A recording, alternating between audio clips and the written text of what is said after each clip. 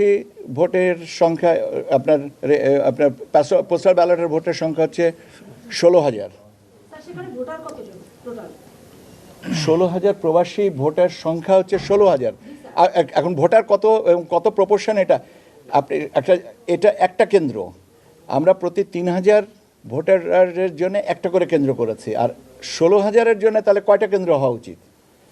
এবং একই ব্যক্তি এই 16,000 ব্যালট স্ক্যান করবেন। আমি ধরলাম যে 16,000-এর মধ্যে আমার 1,000 ব্যালট আপনার যে কোনো কারণে বাতিল হচ্ছে, কিন্তু তারপরে তো 15,000।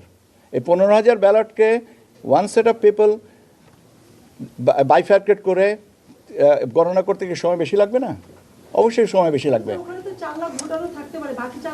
ভাই। 4 লাখ তো হচ্ছে আপনার 100টা কেন্দ্রে, আর এখানে একটা কেন্দ্রে প্রতি 3,000 ভোটারের জন্য আমরা একটা কেন্দ্র করেছি। 4 লাখ যদি ভোটার হয়ে থাকে তাহলে 3,000 গড়ে 3,3500-র জন্য এতগুলা কেন্দ্র, ধরেন 120টা কেন্দ্র, তাহলে 120টা কেন্দ্রের যে পৃথকভাবে যে রেজাল্টটা হবে, আর 16,000-এর জন্য পৃথকভাবে রেজাল্টটা করতে তো সময়ের বেশি লাগবে। সেক্ষেত্রে 2-3টা কেন্দ্র আপনারা বাড়ায় কোনো না, 2-3টা কেন্দ্র করার নয়, 2-3টা কেন্দ্র বাড়ানোর সময় সুযোগ নাই। তার কারণ হচ্ছে যে একটা রিটার্নিং অফিসারের কাছে একটাই কেন্দ্র, অ্যাবসলিউটলি।